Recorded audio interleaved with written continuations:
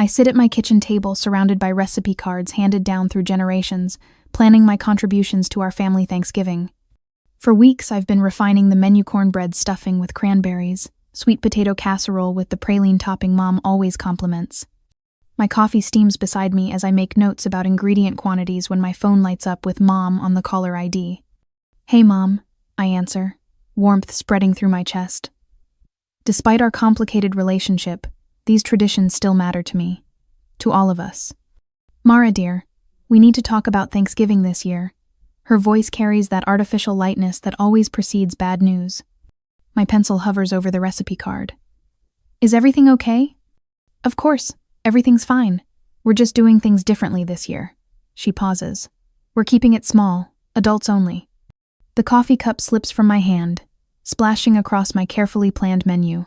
Brown liquid seeps into the paper, blurring my handwritten notes. "Adults only? You mean no kids at all?" I grab a dish towel, dabbing at the spreading stain while my heart pounds against my ribs. "Well, not exactly." Another pause. "Grant's boys will still come. They sit so nicely at the table, but your two are just a bit too energetic for a formal dinner." The room tilts slightly. I grip the edge of the table to steady myself. "Let me understand this," I say, my voice unnaturally calm. "You're inviting my brother's children but not mine?" "Don't put it that way, Mara. Ella runs around and Nico knocked over the gravy boat last year. Grant's boys know how to behave at formal occasions." The memory floods back last Thanksgiving, watching Grant's sons unwrap brand new tablets while my children receive dollar store coloring books. Mom had leaned over, whispering just loudly enough for me to hear, "Your children lack the elegance that comes with proper upbringing." I had said nothing then. Reed squeezed my hand under the table so hard it nearly hurt, silently begging me not to create a scene. "If my children aren't welcome," I say now, each word deliberate, "then I'm not coming either." The silence stretches between us, broken only by Mom's dismissive sigh. "Don't be so sensitive, Mara. We just want one peaceful dinner." Her voice hardens. "Why must you always make everything so difficult?" My hands have stopped trembling. Something solid forms in my chest, replacing the hurt with something steadier. "My children are part of this family," I say. "This attitude of yours is exactly why we're having this conversation," Mom snaps. "Perhaps we should reconsider Christmas gifts this year as well." The threat hangs in the air. For years, these generous gifts have been held over my head whenever I step out of line. "Your mother is trying to talk to you." Dad's voice suddenly comes through the line. He must have been listening the whole time. "After everything she does for you, the least you could do is give her one day." I close my eyes. One day. One dinner. One more instance of teaching my children they matter less than their cousins. One more opportunity to show Ella and Nico that keeping the peace matters more than their dignity. The realization washes over me like cold water. They don't want my presence, they want my compliance. "I understand exactly what Mom wants," I say quietly. "But I won't teach my children they deserve less respect than their cousins." "Now you listen here," Dad begins. "No," I interrupt, surprising even myself. "I've listened my entire life. This time, you listen. My children and I are a package deal. We'll miss you at Thanksgiving." I end the call before they can respond. The kitchen is silent except for the soft patter of coffee dripping from the table onto the floor.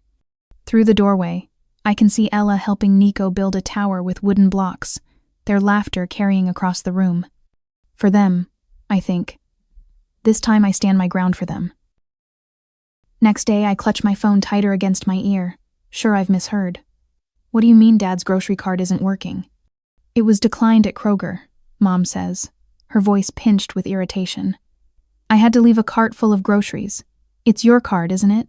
You need to fix it." My brow furrows. "My card? What are you talking about?" "The one you gave us during Robert's heart surgery. The blue one." A chill spreads through my chest. I haven't thought about that card in years, the emergency credit card I added them to temporarily when Dad was recovering, 4 years ago.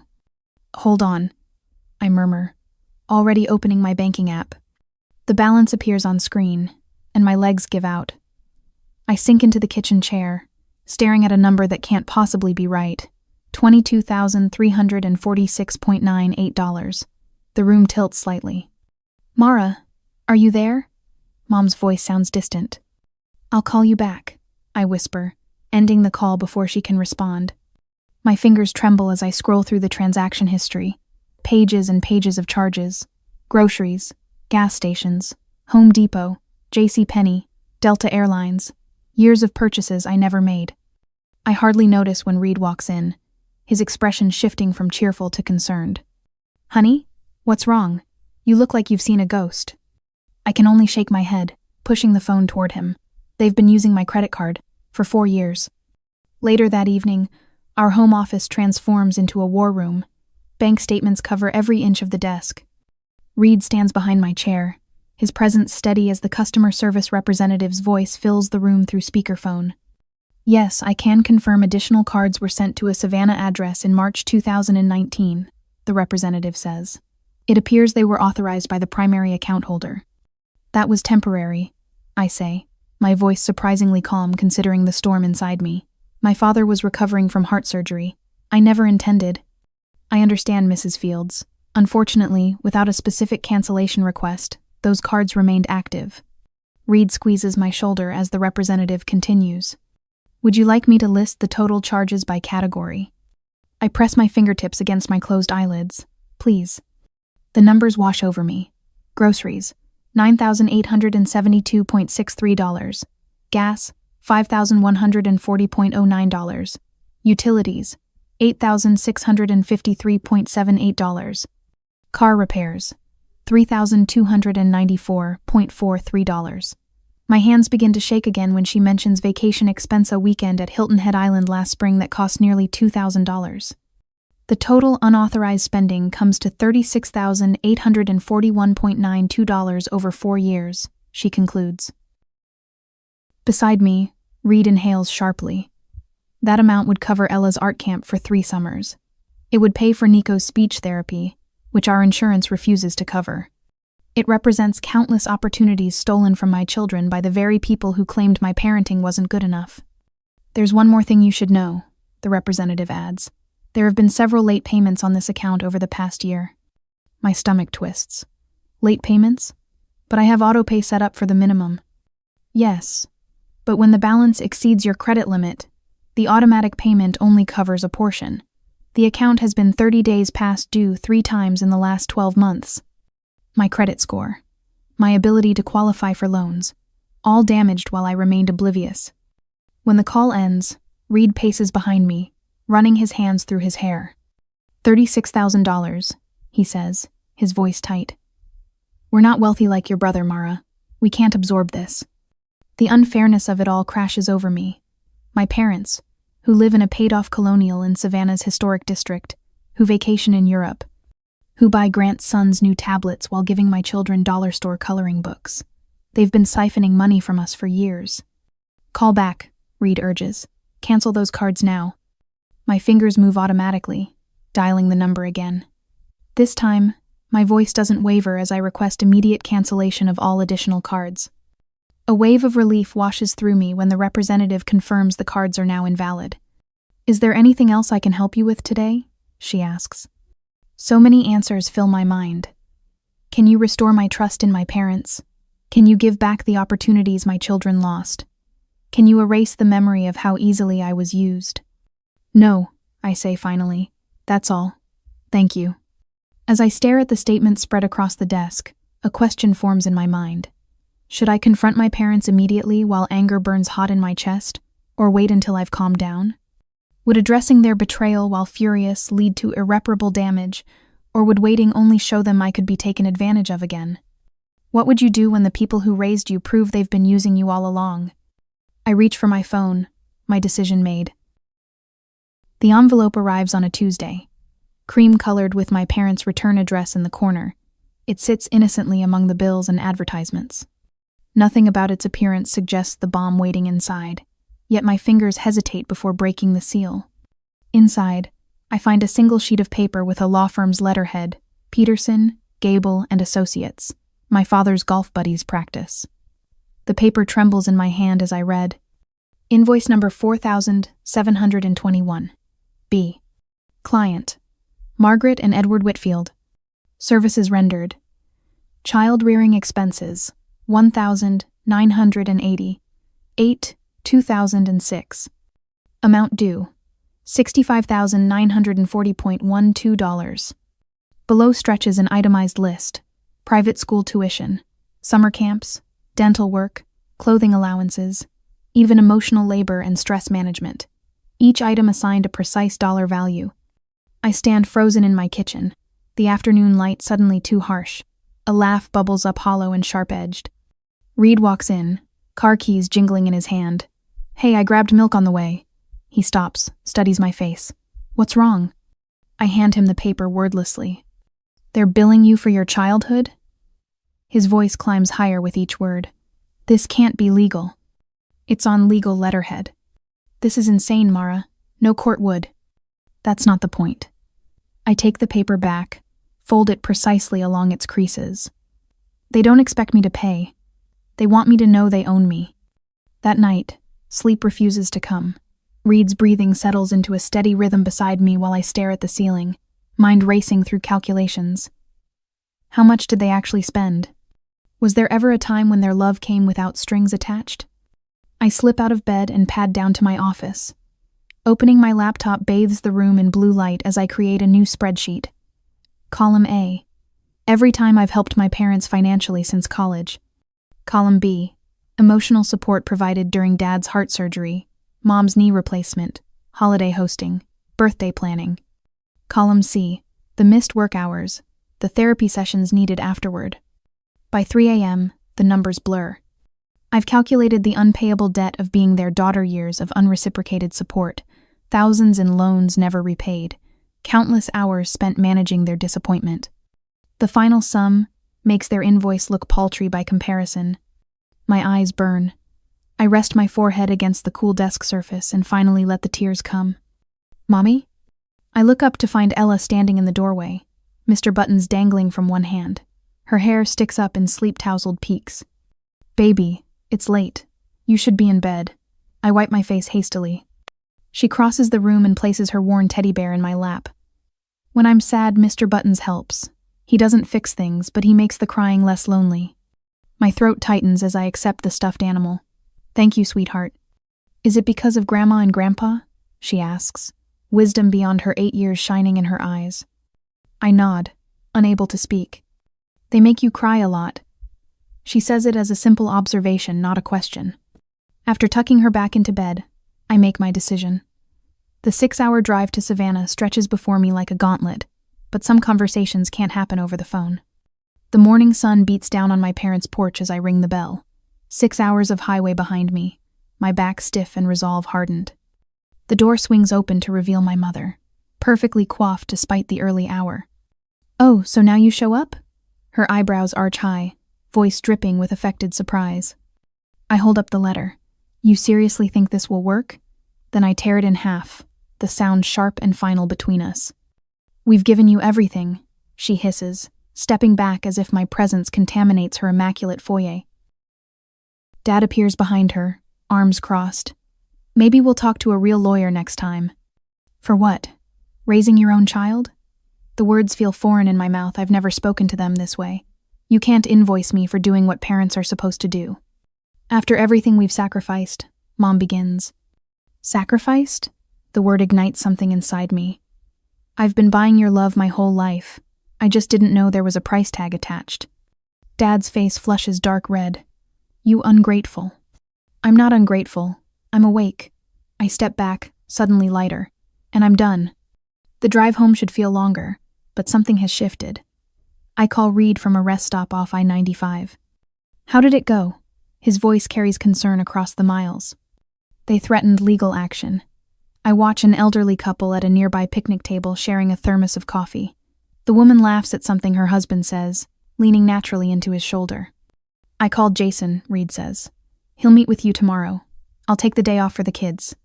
Jason, Reed's law school roommate, now a family attorney. The contrast between this offer and my parents' response to every boundary I've ever set strikes me anew. "You don't have to do that." I know I don't have to. I want to. The next day, Jason's office feels like sanctuary warm wood and genuine attention as I spread the letter across his desk. "This is complete nonsense," he says, examining the letterhead. "Legally meaningless intimidation. No actual attorney would pursue this. He sets it aside. The question is, what do you want to do about it? I sit straighter in my chair. I want to protect my family. Then let's talk strategy. I spend the following week gathering evidence bank records documenting their unauthorized credit card use, text messages showing patterns of manipulation, voicemails where threats about inheritance or gifts were casually dropped when I failed to comply with their wishes. In a forgotten email folder, I discover the smoking gun messages between my parents discussing how to keep Mara in line after I questioned their treatment of Ella at last year's Easter gathering. She's always been easily managed through her guilt, my father wrote. Remind her about the tuition payments we made. The holiday season arrives, bringing with it cards from distant relatives and invitations I politely decline. For the first time, Christmas morning belongs just to us pancakes in pajamas, presents open slowly, no rush to pack the car for obligatory visits. On New Year's Eve, just as the kids settle in with a movie, the doorbell rings. My stomach tightens as I peer through the peephole. Standing on my doorstep, illuminated by our porch light, is my entire family, mom and dad, front and center, with Grant and his wife Sophie slightly behind them. I open the door, the night air rushing in with the weight of what comes next. My parents' expressions harden when they see me, while Grant shifts his weight from one foot to another, already uncomfortable. Sophie clutches her designer purse like a shield. May we come in? Dad asks, his tone suggesting it's not really a question. Of course, I reply, stepping aside with a calmness that surprises even me. I direct them to the living room, gesturing toward the couch and armchairs while remaining standing. The family photos on our walls, Ella's gap-toothed smile, Nico covered in finger pencilantly testify to what's at stake. Where are the children? Mom asks, scanning the room as if they might be hiding behind furniture. With friends, I say, maintaining eye contact. I thought it best. Always making things difficult, Dad mutters, loud enough for everyone to hear. We're here because you've abandoned family traditions. Mom begins, her voice carrying that rehearsed quality I recognize from childhood lectures. Breaking tradition affects everyone, not just you.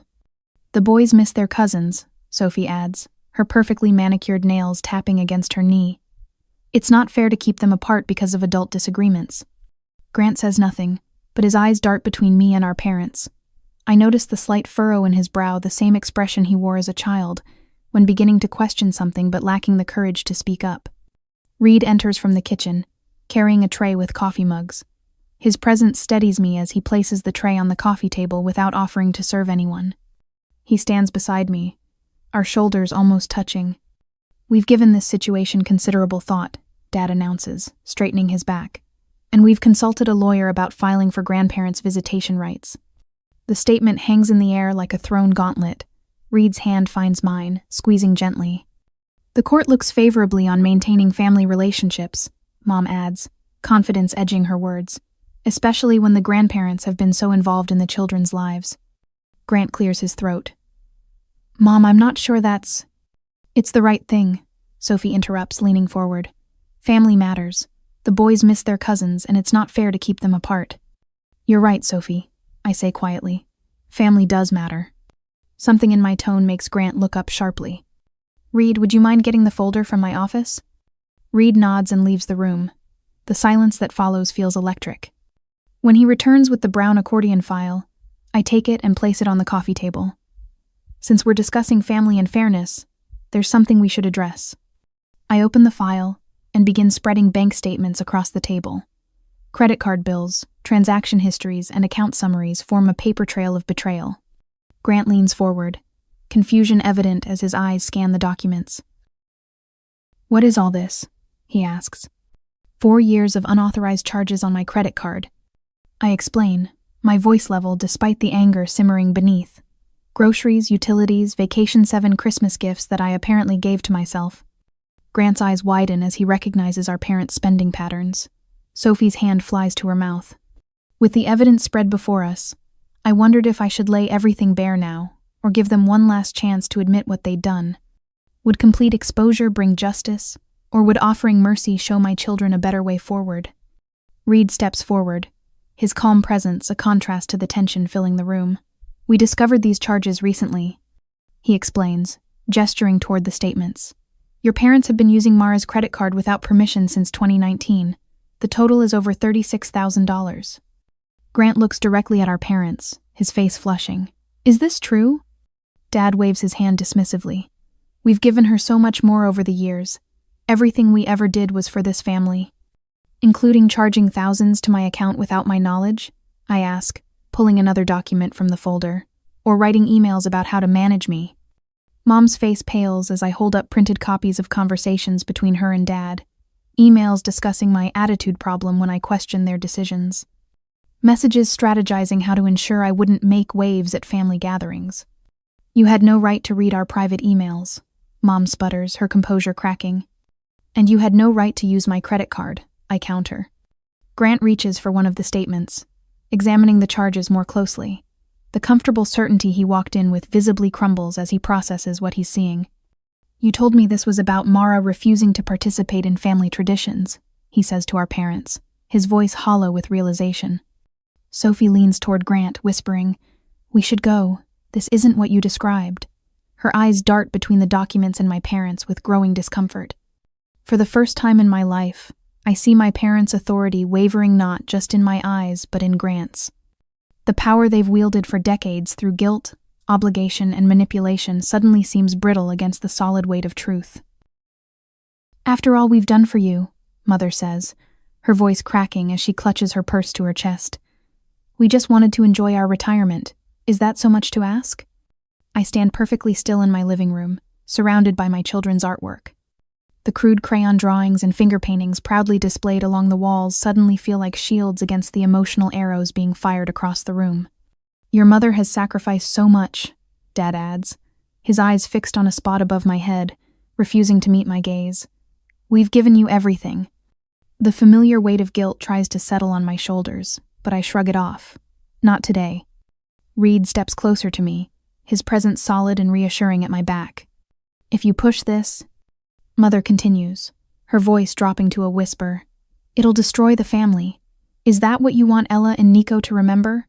That their mother tore everyone apart? Grant shifts uncomfortably beside Sophie on the couch. The mention of the children's names seems to make him uneasy. I walk to the bookshelf and remove a small digital recorder tucked between two photo albums. I recorded our entire conversation. I say, pressing play. My mother's earlier words fill the room. We never intended for her to find out about the credit cards. Dad lurches forward. Turn that off. I click the stop button. I don't have to play the rest, and I don't need to expose you to the rest of the family. I just need you to leave us alone. You can't possibly, Mother begins, then turns to Grant. Surely you see how unreasonable she's being. Grant takes Sophie's hand and remains silent. The shift in alliance is unmistakable. This isn't about money, I say, my voice steady. It's about respect, something you've never shown my children or me. We've always respected you, Dad protests. I walk to my desk and retrieve the banker's box I've prepared. Then why did I find these? I place the box on the coffee table between us. The evidence spills out as I flip open the lid. Bank records organized by year, highlighted transactions, copies of credit card statements, and printed emails all meticulously organized to show the pattern of exploitation. 3 years of grocery bills charged to my account, I say, tapping one folder. 6 months of utilities, another folder. Your anniversary cruise, a third. All while you told family friends how generous you were to me. Mother's face pales as she stares at the evidence. Those were temporary arrangements, she says weakly. Temporary for 4 years? I ask. While you built your vacation home? Grant leans forward to examine a statement, his eyebrows rising as he recognizes the pattern of purchases. I walk to my desk and return with an envelope. The weight of it feels substantial in my hand, representing far more than paper and ink. I hand it to my father. What's this? He asks, suspicion narrowing his eyes. Open it. His fingers tremble slightly as he tears the envelope. Inside is a check the exact amount of their bill, $65,940.12. In the memo line, I've written paid in full in bold letters. What is all this? He asks. 4 years of unauthorized charges on my credit card. I explain, my voice level despite the anger simmering beneath. Groceries, utilities, Vacation 7 Christmas gifts that I apparently gave to myself. Grant's eyes widen as he recognizes our parents' spending patterns. Sophie's hand flies to her mouth. With the evidence spread before us, I wondered if I should lay everything bare now, or give them one last chance to admit what they'd done. Would complete exposure bring justice, or would offering mercy show my children a better way forward? Reed steps forward, his calm presence a contrast to the tension filling the room. We discovered these charges recently, he explains, gesturing toward the statements. Your parents have been using Mara's credit card without permission since 2019. The total is over $36,000. Grant looks directly at our parents, his face flushing. Is this true? Dad waves his hand dismissively. We've given her so much more over the years. Everything we ever did was for this family. Including charging thousands to my account without my knowledge? I ask, pulling another document from the folder. Or writing emails about how to manage me. Mom's face pales as I hold up printed copies of conversations between her and Dad. Emails discussing my attitude problem when I question their decisions. Messages strategizing how to ensure I wouldn't make waves at family gatherings. You had no right to read our private emails, Mom sputters, her composure cracking. And you had no right to use my credit card, I counter. Grant reaches for one of the statements, examining the charges more closely. The comfortable certainty he walked in with visibly crumbles as he processes what he's seeing. You told me this was about Mara refusing to participate in family traditions, he says to our parents, his voice hollow with realization. Sophie leans toward Grant, whispering, We should go. This isn't what you described. Her eyes dart between the documents and my parents with growing discomfort. For the first time in my life, I see my parents' authority wavering not just in my eyes but in Grant's. The power they've wielded for decades through guilt, obligation, and manipulation suddenly seems brittle against the solid weight of truth. Spring sunlight dapples our backyard as Reed and I sit on the weathered deck chairs, watching Ella and Nico play. For the first time in months, my shoulders aren't tensed, anticipating a phone call or dreading an upcoming family visit. No calculations run through my head about which behaviors might earn criticism or how to shield the children from disapproving glances. Mom, look! Nico jumps into a rain puddle left from yesterday's shower, water splashing up his pants and speckling his shirt. Last year, I would have winced, imagining my mother's pursed lips and whispered comments about proper outdoor attire and control. Today, I laugh. Higher next time. See if you can reach the fence. Ella joins him, their giggles harmonizing as they compete for the biggest splash. Reed squeezes my hand, his smile reflected in eyes that have witnessed every step of my journey away from that suffocating definition of family. They look happy, he says. They are. So am I.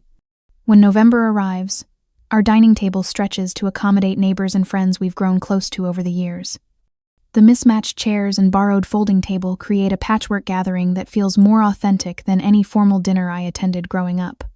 Ella proudly carries in her handmade centerpiece a wild arrangement of pine cones, feathers, and glittery paper stars that would have been deemed not elegant enough in my parents' home. She beams as our guests exclaim over each detail. I made it all by myself, she announces, chin raised with the confidence I never had at her age. When my phone rings during dessert, I don't flinch or rush to answer. I simply silence it without checking the caller ID and return to the laughter surrounding me. The constant anxiety that once accompanied every notification has faded into something distant and powerless. Later that evening, our small gathering moves to the living room where Reed helps the children unfurl a banner across the fireplace mantel. Family We Choose sprawls in colorful, imperfect letters across the fabric. Each guest has added their handprint in paint, creating a vibrant constellation of connection. Reed raises his glass of sparkling cider, to peace that doesn't come with a price tag. Our friends echo the sentiment, the warmth in the room having nothing to do with the crackling fire. Nico tugs at my sleeve, his voice dropping to a stage whisper everyone can hear. Will Cousin Michael and Jason ever come to our new Thanksgiving? I pull him close. Maybe someday, sweetheart. Families are complicated. The following week, an email arrives from Grant. I almost delete it without reading, but something makes me hesitate. The message is brief but unmistakable in its sincerity. I've been thinking about what happened. I was wrong. I should have seen what was happening sooner. I miss the kids. Sophie and I both do. For days, I carry his words with me, testing them against my newfound boundaries. When I finally respond, it's with cautious hope and clear terms.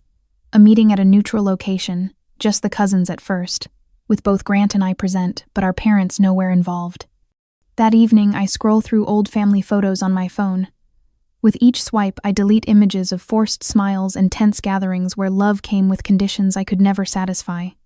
But I pause at one picture, all the cousins together at the beach 3 summers ago, their faces unmarked by the complications of adult relationships. I save this single image, setting it apart from the others. As I looked at that single photo of all the cousins playing together, I wondered if some relationships are worth salvaging while others must be left behind. Is it possible to cut ties with toxic parents while maintaining connections with other family members? Or does peace sometimes require a clean break from the entire past? The answer, I'm beginning to believe, isn't in the sweeping gestures of complete rejection or wholesale forgiveness. It lives in the smaller, daily choices to protect what matters without being consumed by what hurt, in letting my children splash in puddles without fear, in centerpieces made with love rather than precision, in boundaries that shield without imprisoning, in gardens where second chances can grow, carefully tended and given just enough space to prove themselves worthy of the soil they're planted in.